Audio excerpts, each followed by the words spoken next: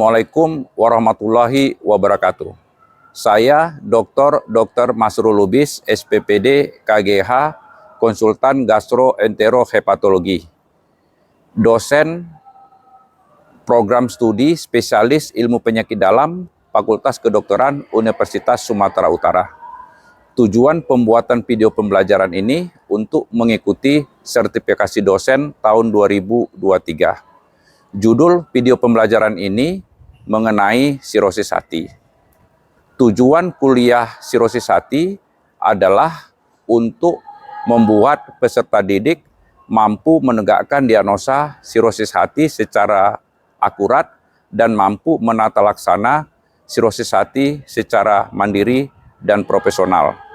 Perkuliahan dilakukan secara micro teaching dengan melibatkan beberapa orang mahasiswa. Marilah kita ikuti video pembelajaran sebagai berikut. Assalamualaikum warahmatullahi wabarakatuh. Waalaikumsalam warahmatullahi wabarakatuh. Selamat siang, salam sejahtera bagi kita semua. Jadi pada siang ini kita akan melanjutkan perkuliahan mengenai sirosis hati. Tujuan dari perkuliahan ini agar peserta didik dapat menegakkan diagnosa dan menjelaskan patofisiologi dari sirosis hati, sedangkan capaian akhirnya itu di samping mampu menegakkan diagnosa secara mandiri dan juga mampu untuk menata laksana sirosis hati secara mandiri dan profesional. Sebelum kita melanjutkan perkuliahan, mungkin barangkali ada yang ingin memberikan pengertian atau definisi tentang sirosis hati. Izin dokter. Ya, silakan. Izin dokter. Sirosis hati adalah penyakit kronis yang terjadi pada hati akibat peradangan secara terus-menerus dokter, sehingga terjadi perubahan jaringan hati pada parenkim menjadi mesenkim sehingga terbentuk fibrosis dokter. Oke, ya. Bagus ya, penjelasannya sudah cukup komprehensif. Mungkin barangkali ada yang ingin menambahkan lebih jelas, misalnya komplikasi dari liver-sirosis. Izin dokter. Ya, silakan Cynthia. Beberapa komplikasi yang dapat terjadi akibat sirosis hepatis antara lain yang pertama, adanya penumpukan cairan di rongga peritoneum yang menyebabkan asitas masif. Yang kedua, yaitu penurunan kesadaran yang terjadi akibat masuknya amonia ke dalam sirkulasi darah otak. Yang ketiga, hepatorenal sindrom yang berakibat menurunnya fungsi ginjal sehingga produksi urin juga menurun dan sebagai akibat dari penyakit liver cirrhosis. Yang keempat, perdarahan saluran makan akibat pecahnya varises esofagus.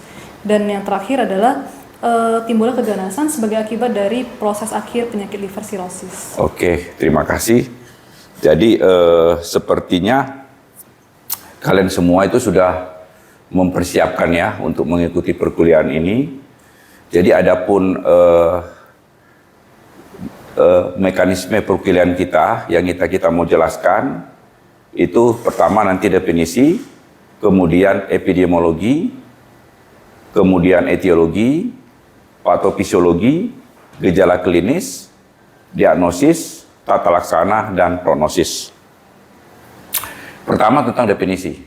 Jadi tadi sudah disebutkan bahwa sirosis hati itu merupakan suatu peradangan atau inflamasi yang mengenai jaringan hati, dalam hal ini parenkim, akan berubah menjadi jaringan mesenkim akibat eksudasi dari matriks ekstraseluler yang dihasilkan oleh hepatic stellata cell, sehingga menyebabkan perubahan dari arsitektural hati, sehingga terbentuk fibrosis yang luas dan nodul. Secara histologi sebenarnya sirosis hati itu kita bisa bagi apakah terkategori makronodul ataupun mikronodul. Kemudian lagi secara klinis kita bisa bagi apakah termasuk stadium kompensata ataupun stadium dekompensata. Secara epidemiologi sebenarnya sirosis hati menjadi penyebab kematian terbesar ketiga setelah penyakit kardiovaskular dan penyakit kanker. Yang lebih miris itu rentang usia terkena pada usia yang produktif, sekitar 40 sampai 50 tahun, dan laki-laki itu lebih tinggi tingkat kematiannya dibandingkan dengan wanita, 1,6 berbanding 1. Dan untuk kejadian di Indonesia akibat hepatitis B yang menjadi penyebab terbesar sirosis hati, sekitar 21,2 sampai 46,9%. Sedangkan kalau untuk kasus tertinggi di rumah sakit kita, Rumah Sakit Adam Malik, di rawatan gastroenterohepatologi, maka kasus tertinggi itu adalah sirosis hati. Secara etiologi sebenarnya sirosis hati itu bisa kita bagi, apakah disebabkan oleh infeksi ataukah non-infeksi. Paling sering penyebab terbesar infeksi di Indonesia itu adalah hepatitis B. Sedangkan kalau hepatitis C itu lebih banyak di negara-negara Eropa atau juga di Asia Timur.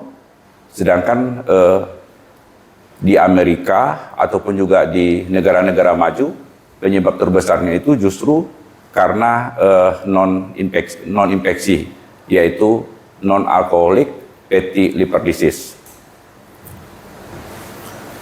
Tadi sudah kita sebutkan bahwa patofisiologinya tadi akibat aktivasi dari hepatic stellasa sel akibat inflamasi secara terus-menerus atau kronik, sehingga diproduksi matriks ekstraseluler, sehingga akan menyebabkan terbentuknya fibrosis yang luas dan nodul tadi.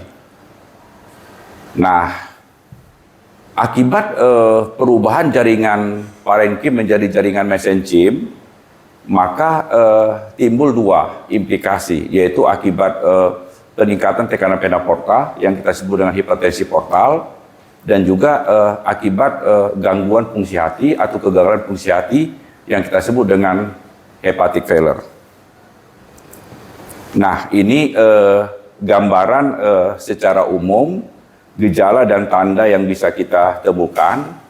Misalnya dari anamnesa kita bisa dapatkan apakah keluhannya itu menonjol, seperti misalnya malaise, fatigue seperti itu, ada penurunan berat badan, dan kemudian perut yang membesar, yang cenderung itu bisa berulang seperti itu, dan mungkin barangkali ada riwayat buang air besar yang berwarna hitam atau muntah darah yang bercampur makanan. Dan di samping itu pada pemeriksaan fisik bisa ditemukan apakah ada ikterik misalnya, atau apakah ada palmar erythema, apakah ada spider nevi misalnya, atau ginekomasti, atau juga mungkin barangkali dijumpai adanya asites seperti itu. Kemudian dari pemeriksaan laboratorium kita bisa melakukan pemeriksaan darah rutin misalnya.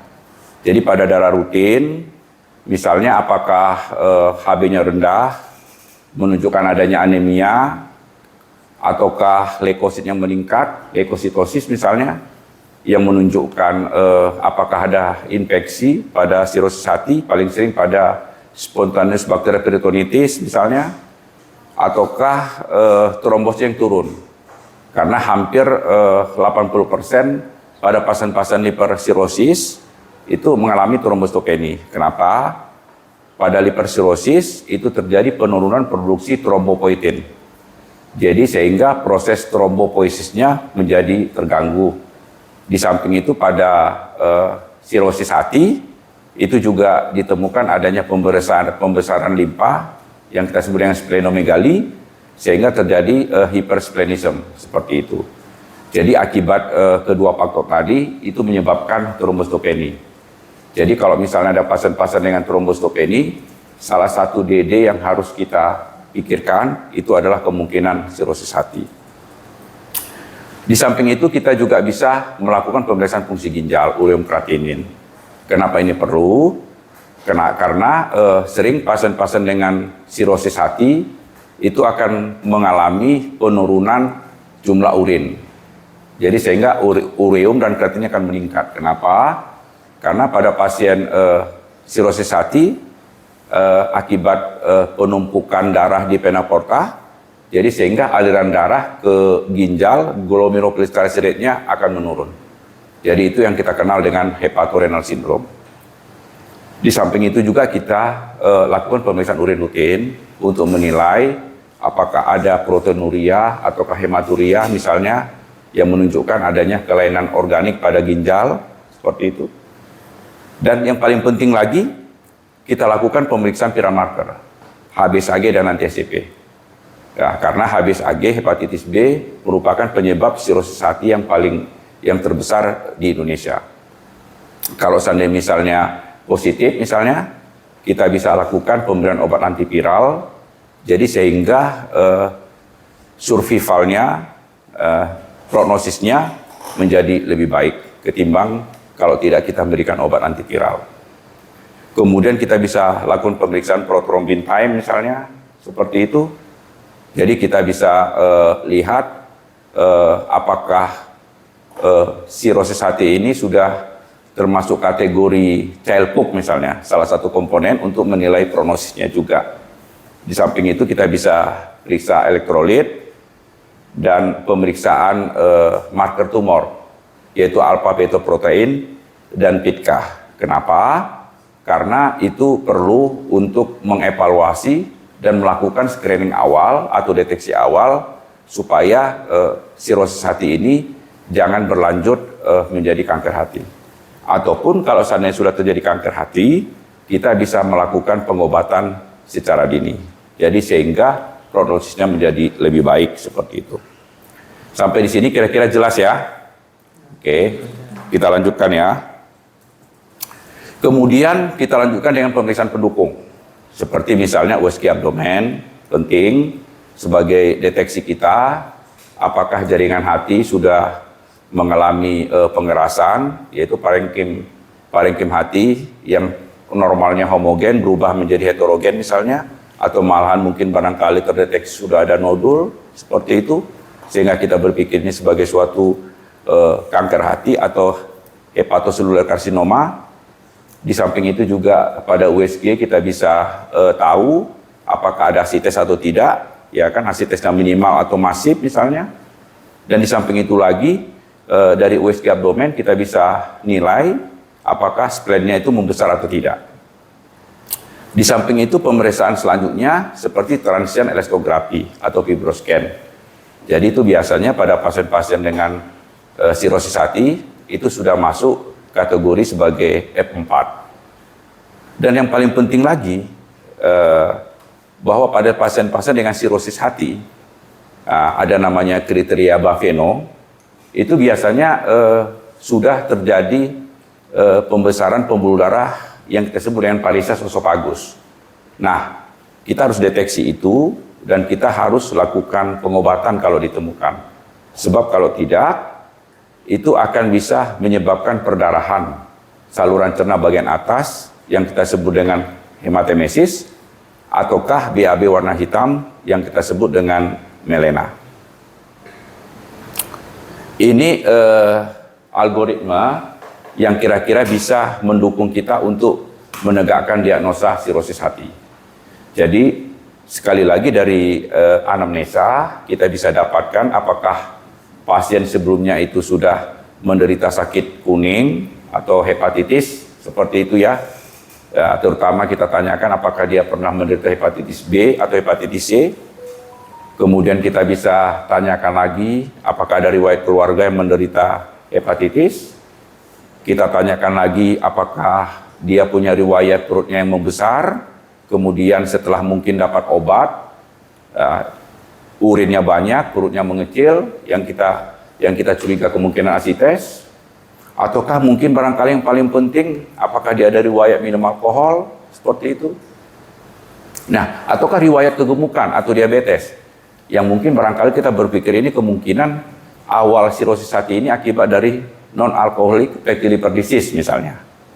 Nah, kemudian dari pemeriksaan fisik, kita bisa dapatkan atau kita lakukan untuk mendapatkan apakah ada tanda-tanda liver stigmata, seperti misalnya palmar erythema, yang kita temukan di jari, di tangan misalnya, di telapak tangan, kemudian apakah spider nevi yang kita temukan di daerah dada seperti itu, di toraks ya, ataukah mungkin barangkali ikterik, untuk menilai bilirubin yang meningkat atau tidak sebagai salah satu tanda untuk menilai beratnya penyakit sirosis hati. Kemudian kita bisa lakukan pemeriksaan shifting dullness untuk menilai apakah ada asites atau tidak, seperti itu. Kemudian barangkali kita juga bisa nilai apakah dijumpai adanya ginekomasti, pembesaran payudara terutama pada laki-laki yang menderita sirosis hati, seperti itu. Kemudian kita bisa lanjutkan dengan pemeriksaan laboratorium, ya kan, apakah pemeriksaan darah rutin, fungsi hati, fungsi ginjal, dan pendukung yang lain seperti USG dan endoskopi. Jadi setelah itu confirm, maka kita akan bisa menegakkan diagnosa sirosis hati. Gitu. Jelas ya, sampai di sini ya, cara menegakkan diagnosa? Oke, ya kita lanjutkan ya. Kemudian kita masuk ke terapi atau pengobatan ya. Biasanya pada sirosis hati itu akibat adanya portal hipertensi dan hepatic failure, maka dia akan menyebabkan komplikasi berupa pertamasites. Jadi dijumpai adanya suatu penimbunan cairan di rongga peritoneum, seperti itu ya. Nah, itu biasanya pengobatan yang kita anjurkan itu pertama dengan diet dulu ya. Jadi kita anjurkan diet rendah garam. Ya, kalau bisa konsumsinya itu kurang dari 2,4 gram per hari. Dan kemudian lagi kita anjurkan dengan pemberian diuretik ya. Jadi awalnya kita mulai dengan spironolakton dulu 100 mg, kemudian kita naikkan secara pelan-pelan sampai maksimal dosisnya 400 mg. Kemudian kalau seandainya misalnya tidak optimal, maka kita bisa kombinasi dengan furosemide. Jadi kita mulai 40 mg, kemudian kita akan naikkan secara bertahap sampai maksimal dosisnya 160 mg per hari, seperti itu. Nah, adapun target kita adalah penurunan berat badan itu sekitar 0,5 kg per hari kalau tanpa ada UDEM, atau 1 kg per hari apabila disertai dengan UDEM. Jadi kalau seandainya misalnya itu tidak tercapai, maka kita akan masuk ke ada namanya asites yang resisten. Maka pada asites yang resisten itu mungkin barangkali pilihan kita adalah melakukan parasintesis. Jadi pengambilan cairan asites yang kemudian nanti untuk menghindari kemungkinan hipopolemik ya akibat pengambilan cairan asites, maka setiap 1 liter itu kita ganti dengan 8 sampai 10 gram albumin, seperti itu.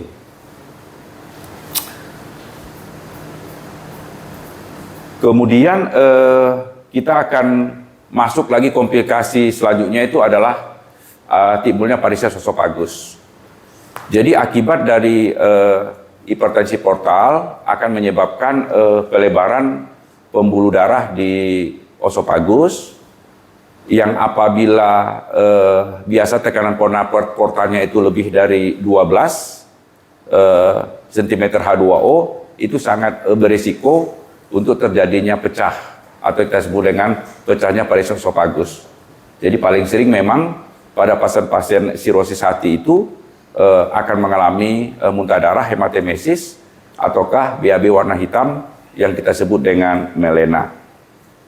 Nah, biasanya karena memang patofisiologinya itu akibat dari penumpukan darah di vena porta, sehingga tekanan di vena porta itu meningkat, maka biasanya kita berikan obat-obat yang bisa menurunkan tekanan vena porta.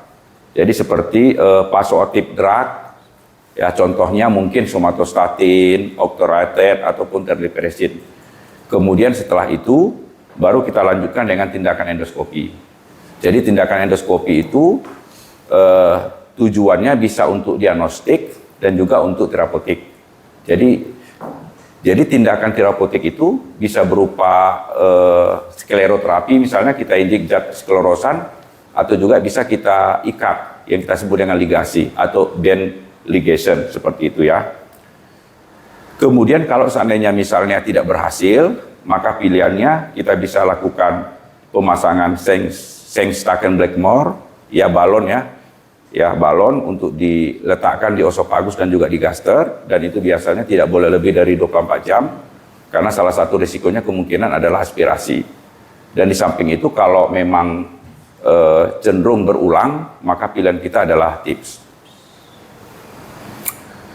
Di samping itu tadi setelah berhasil misalnya melakukan endoskopi ligasi, biasanya kita kombinasi dengan pemberian obat-obat beta blocker seperti propanolol dan carvedilol. Kemudian komplikasi selanjutnya itu adalah spontaneous bacterial peritonitis.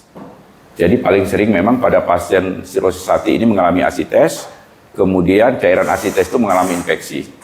Paling sering penyebab infeksinya itu disebabkan oleh Escherichia coli atau E. coli. Nah, biasanya diagnosa itu kita akan melakukan fungsi untuk melakukan analisis dan sitologi cairan asites seperti itu.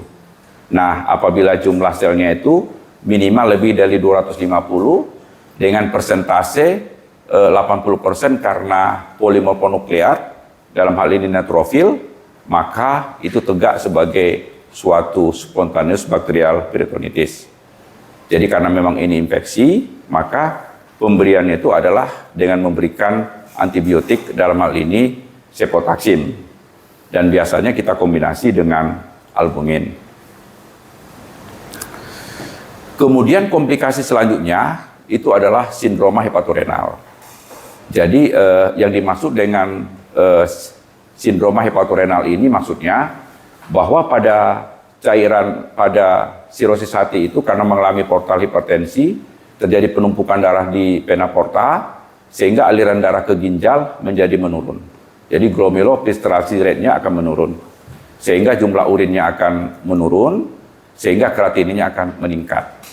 Tetapi yang paling penting di sini dalam menegakkan diagnosa dari hepatorenal syndrome, bahwa kreatininnya itu harus lebih dari 1,5 mg per desiliter. Kemudian kita harus stop obat-obat nephrotoksik, misalnya NSAID, dan juga kita harus stop obat-obat diuretik minimal 2 hari. Kemudian kita harus memberikan albumin. Dalam hal ini mungkin dosisnya itu adalah 1 gram per kilogram berat badan per hari. Jadi selama 2 hari. Kalau tidak ada perbaikan, itu adalah suatu kriteria untuk memenuhi hepatorenal syndrome. Di samping itu kita juga harus singkirkan kemungkinan dehidrasi dan adanya shock. Dan yang paling penting adalah pemeriksaan ultrasonografi ginjal, tidak ditemukan adanya penyakit organik pada ginjal yang kita sebut dengan renal parenchymal disease. Dan juga pada pemeriksaan urin kita tidak temukan proteinuria yang masif atau juga hematuria yang signifikan gitu.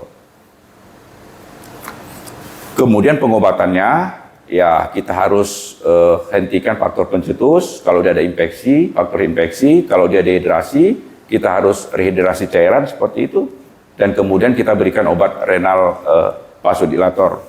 Dan di samping itu penting, karena memang patofisiologinya karena penumpukan darah di vena porta, maka yang paling penting adalah kita juga harus memberikan obat sistemik vasokonstriktor untuk mengurangi aliran darah ke vena porta, sehingga aliran darah itu akan bisa terdistribusi juga sampai ke arteri renalis. Kemudian yang paling penting lagi adalah ensefalopati hepatikum. Jadi paling sering penyebabnya itu adalah penumpukan amonia. Jadi secara patofisiologi sebenarnya urea itu secara patofisiologi sebenarnya amonia itu akan diubah menjadi urea itu di liver. Jadi karena memang liver failure, maka amonia akan menumpuk dan itu akan masuk ke cerebral blood flow sehingga mengakibatkan udem pada astroglia, dan itulah yang menyebabkan keluhan neuropsikiatrik atau gangguan neuropsikiatrik sebagai manifestasi dari koma hepatikum. Oleh sebab itu, cara menegakkan diagnosa dari hepatoencefalopati itu adalah dengan melakukan elektroencefalografi. Kemudian yang paling penting adalah tes yang kita sebut dengan number connecting test, dan juga kita katakan signifikan kalau NCT-nya itu lebih dari 30 detik. Nah, kemudian yang terakhir kita akan lakukan pemeriksaan kadar amoniak. Tata laksana dari hepatoencefalopati itu adalah mencari penyebab. Jadi kalau misalnya penyebabnya adalah konstipasi, kita harus atasi konstipasinya dengan memberikan obat lasansia misalnya.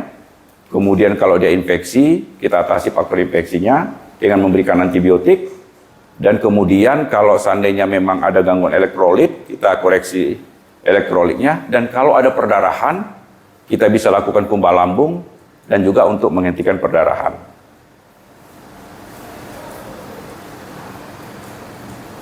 Yang terakhir mungkin prognosis. Jadi ada yang kita kenal dengan CELPUK score. Jadi CELPUK score itu pertama terdiri dari encefalopati, asites, bilirubin, albumin, dan INR. Nah, dari 5 kriteria itu kita bisa nilai skornya. Jadi kalau dia skornya 5-6 itu kita kategorikan sebagai CELPUK A. Kalau seandainya 7-9 itu CELPUK B. Kalau 10-15 kita kategorikan sebagai CELPUK C. Nah, kalau CELPUK A, angka mortality per tahunnya itu 0%. Tapi kalau CELPUK B, angka mortality-nya per tahun itu 20%. Sedangkan kalau CELPUK C, angka mortality-nya itu lebih dari 50%. Kemudian ada referensi yang kita sampaikan, yaitu bisa membaca dengan buku ajar penyakit dalam, dan juga mungkin ada Harrison ya, Principle of Internal Medicine, dan juga bisa Approach to Internal Medicine, Resources Book for Clinical Practice. Mungkin ini dulu kuliah kita, mungkin barangkali ada yang bisa menyimpulkan. Kira-kira. Ya, silakan Meli. Dokter izin mencoba menyimpulkan untuk kuliah yang hari ini, dokter. Ya. Izin kuliahnya mengenai sirosis hati, dokter, yang merupakan suatu penyakit hati kronik, di mana terdapat perubahan pada jaringan hatinya dengan jaringan parenkim yang berubah menjadi jaringan mesenkim, di mana akibat dari perubahan jaringan tersebut akan terbentuk fibrosis. Akibat dari fibrosis tersebut akan membuat perubahan yang kita bilang dengan hipertensi portal dan kegagalan fungsi hati. Di mana untuk hipertensi portal sendiri dapat berakibat pada pasien itu contohnya seperti asites, hematemesis ataupun melena. Untuk kegagalan fungsi hati itu dapat bermanifestasi seperti icterus, palmar erythema ataupun spider nevi. Kemudian untuk tata laksananya sendiri, kita lakukan tata laksana terhadap sirosis hati tergantung dari yang klinis yang dominan terhadap pasien, apakah ada asites ataupun perdarahan seperti hematemesis ataupun melena. Untuk prognosisnya sendiri yang telah dokter jelaskan, kita bisa menggunakan klasifikasi KRP. Izin dokter.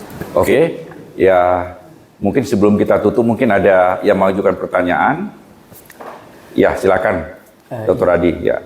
Izin dok, izin bertanya dok, untuk kasus sirosis hati, ini kasusnya apabila terjadi di IGD dok, contohnya pada kasus-kasus yang disertai dengan perdarahan, hal apa yang bisa kita lakukan ataupun tindakan utama apa yang kita bisa lakukan pada pasien ini dok? Terima kasih dok. Assalamualaikum warahmatullahi wabarakatuh.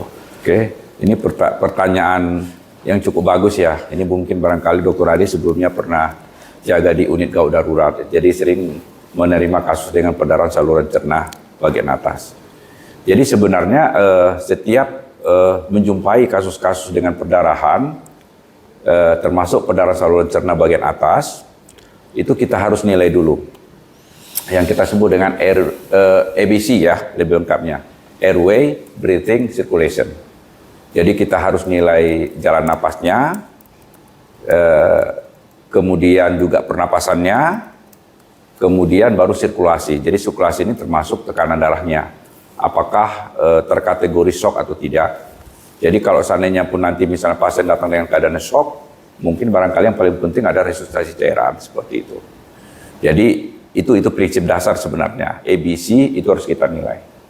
Kalau ABC-nya normal, jadi artinya airway, breathing, sirkulasinya bagus, artinya kondisi pasiennya stabil, dan sering juga memang pasien itu datang dengan perdarahan saluran cerna, tapi 2 hari yang lalu ketika sampai di UGD sudah normal, itu biasanya kita lakukan kumbal lambung.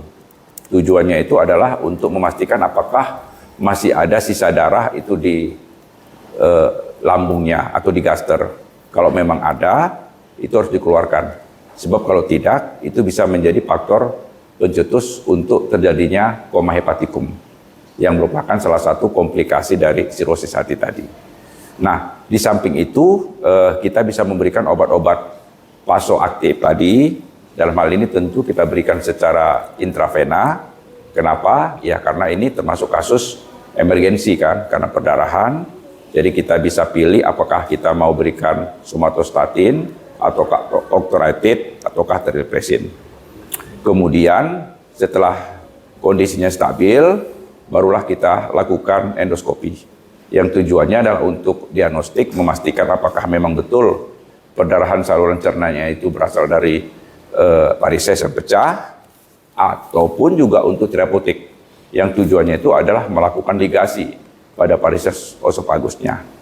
Kemudian setelah itu berhasil, ya kemudian pasien kita observasi dan stabil, ya, mungkin kita bisa berikan tambahan obat maintenance dengan pemberian beta blocker.